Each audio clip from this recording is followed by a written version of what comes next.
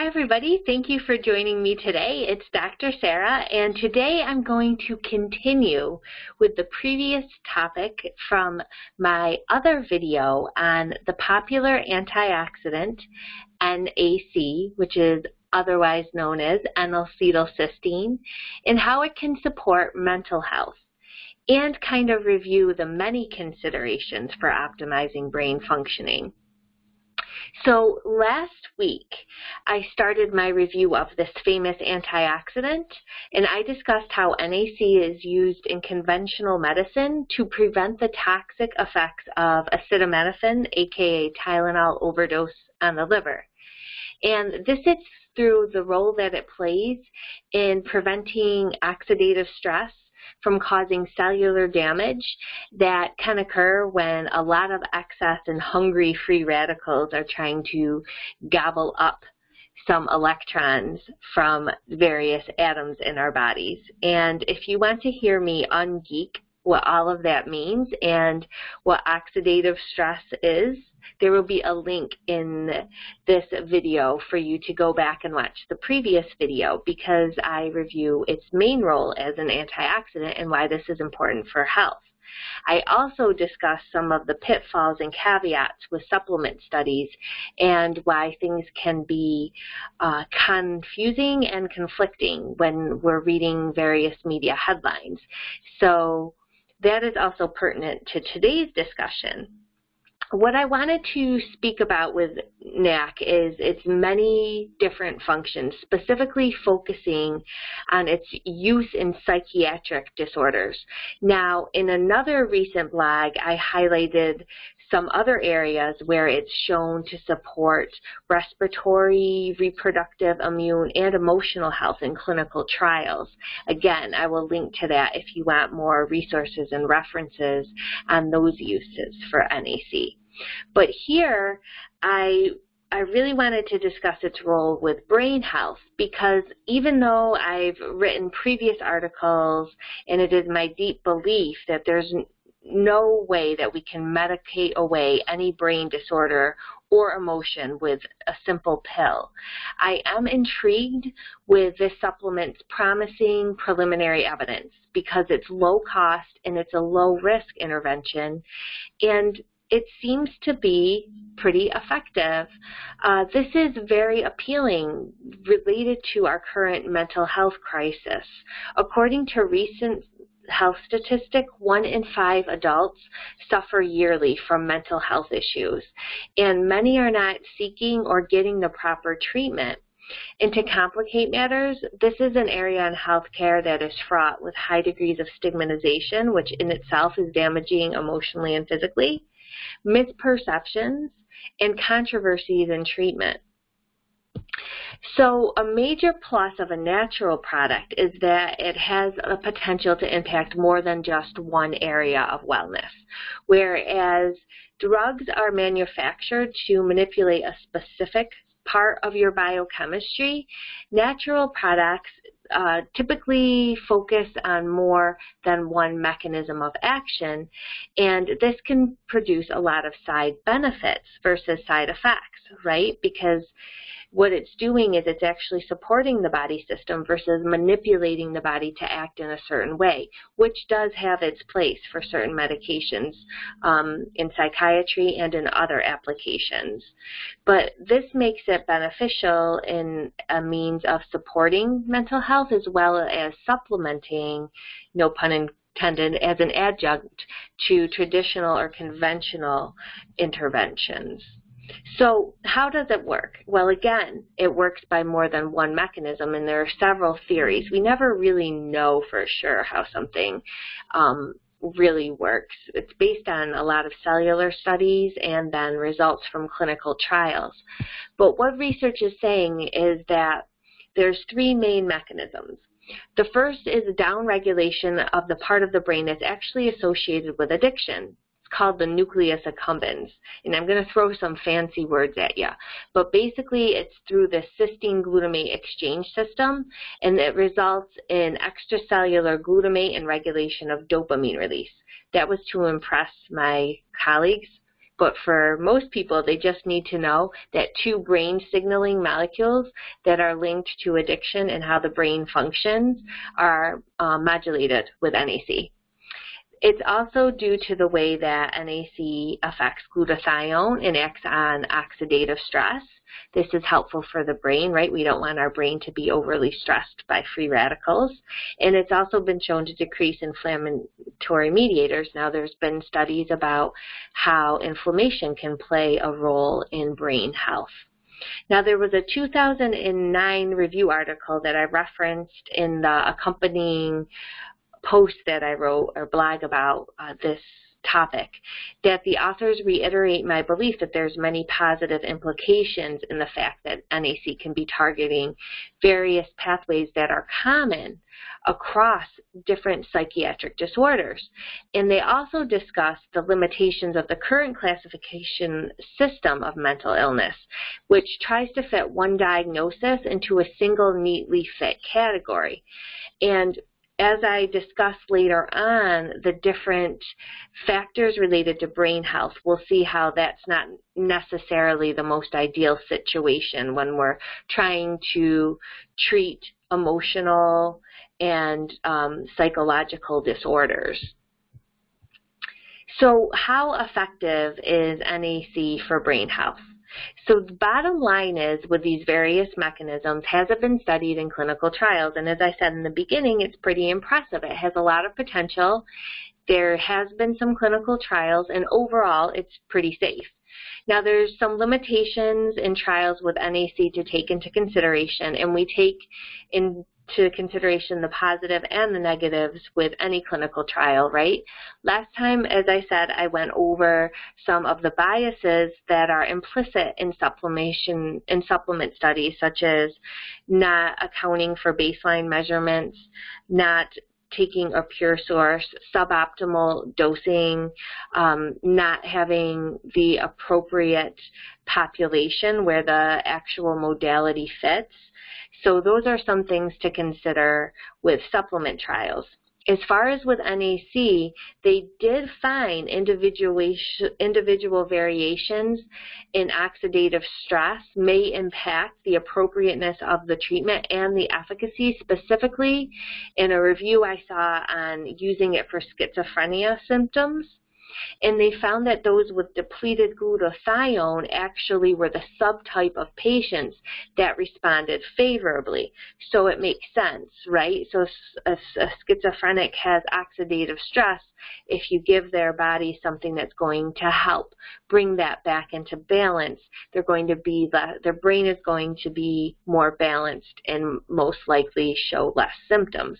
So this was a pretty good trial and indication of what happens when science is properly applied to the right individuals. There have been variations in duration of treatment for how long the studies ran for and the dosages, so it is hard to standardize prescriptive strength of NAC and what's the optimal dosage.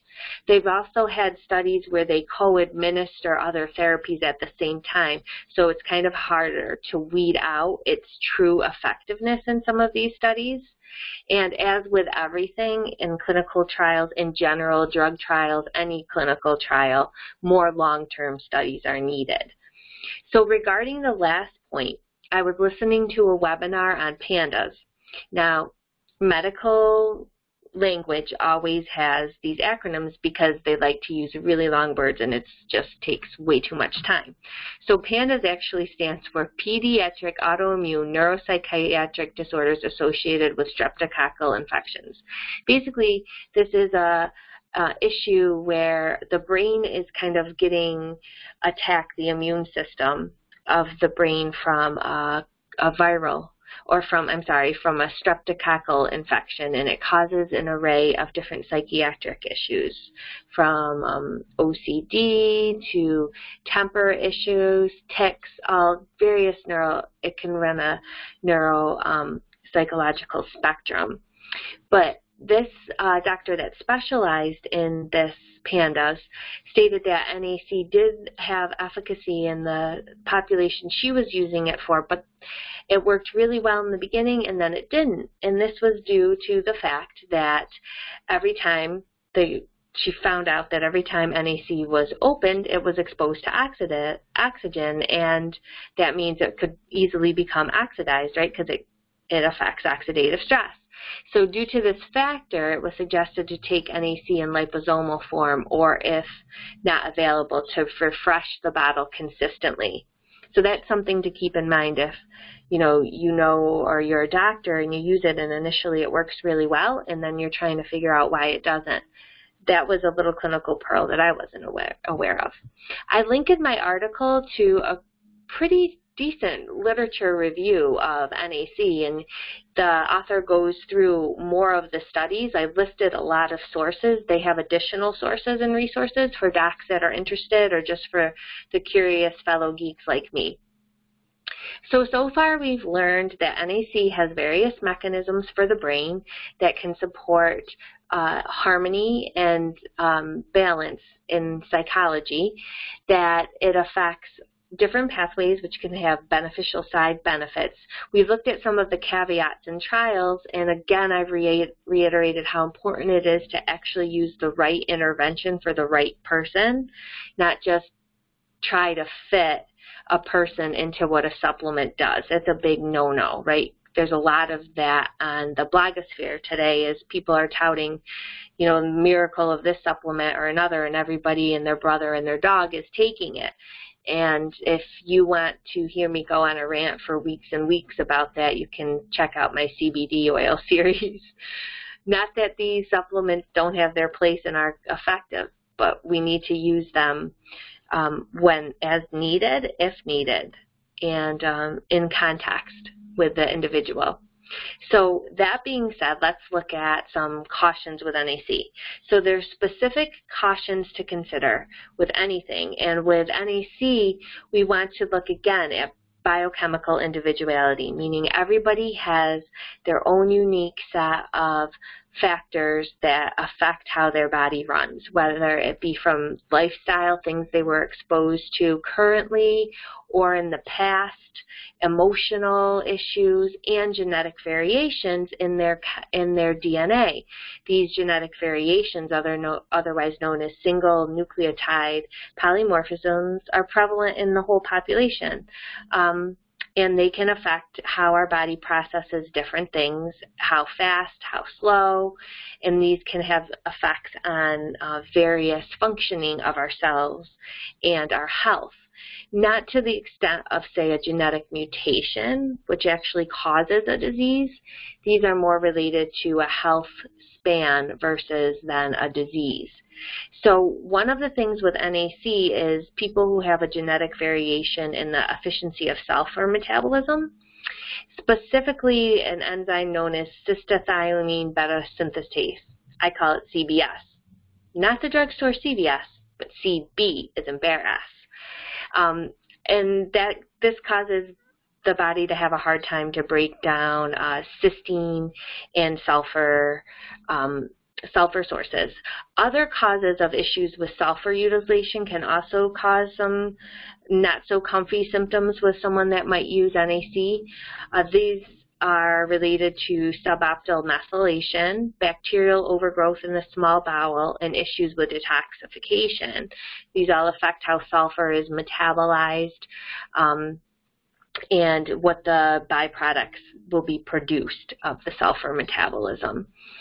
So most people will know they have this because when they eat certain sulfur-rich foods, they'll get symptoms, or they can check their, for what it's worth, and the efficacy of the test so far is still in its infancies, but they can check their genetic profile as well. But that being said, I look at single nucleotide polymorphisms, and I think they can be really important if they're clinically relevant. There's a lot of people that have SNPs that never even experience a symptom, and they see that they have one and they're just devastated. But no single nucleotide polymorphism or genetic variation determines an intervention or an outcome.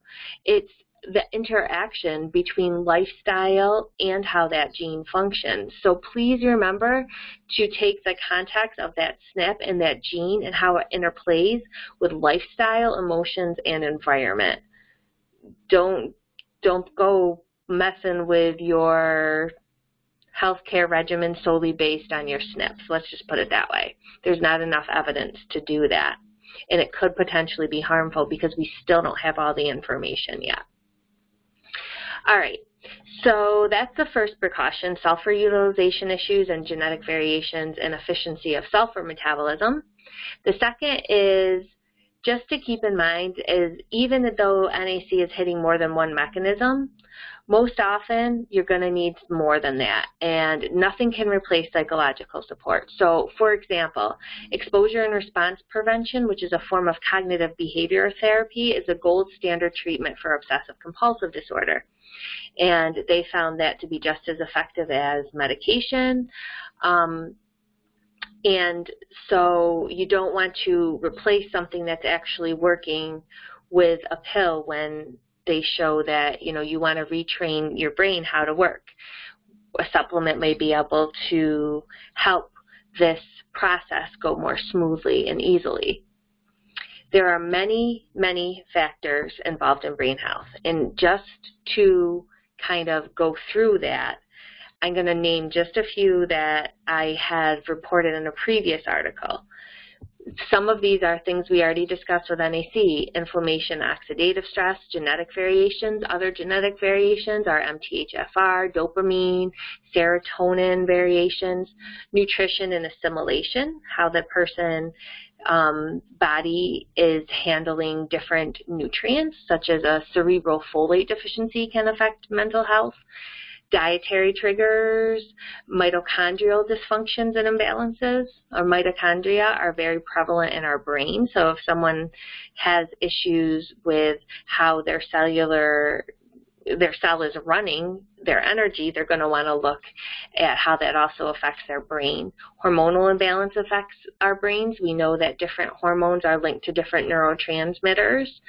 Stress and cortisol levels affect our brains. They actually interact with certain regions in the brain. Cortisol does. The microbiome, there's a signaling right between the gut and the brain via the vagus nerve and just from the neurotransmitter the gut creates. We have environmental toxicants, we have blood sugar, we have infections, childhood adversity issues, head trauma, emotional beliefs, spiritual beliefs, regions of the brain being hyper or hypoactive. All of these are what needs to be considered when somebody has an issue with a psychiatric disorder or a mood disorder, and these are all things that I will look at.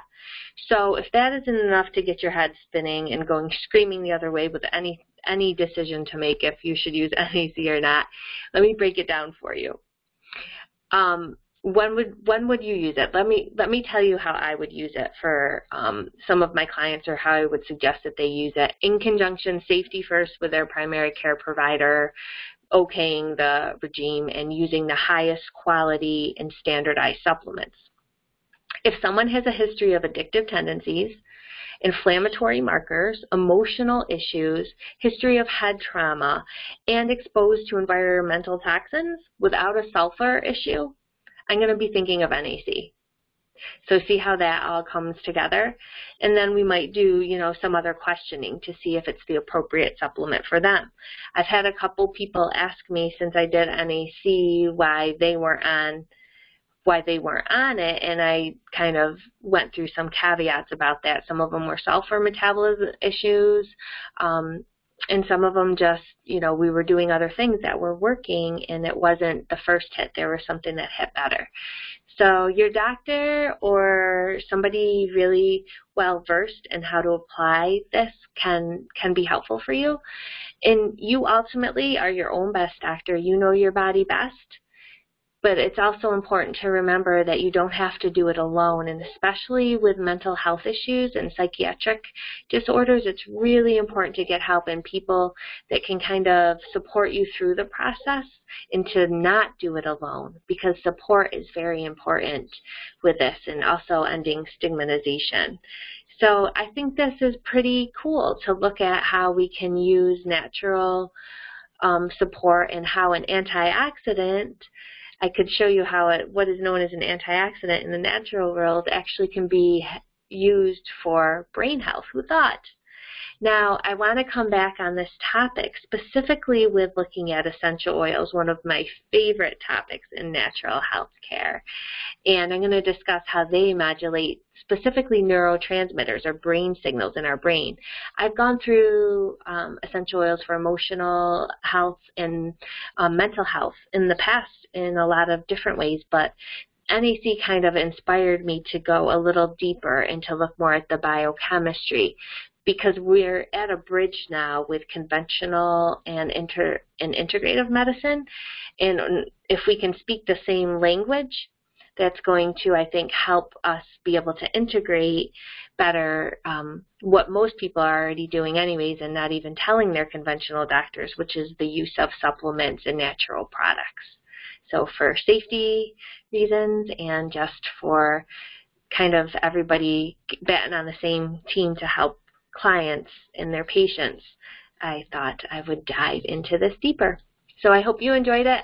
It's kind of a little long, but it was necessary to go through all the ins and outs on NAC. So I will see you again in my next video. Have a wonderful, wonderful day, everybody, and thanks for watching.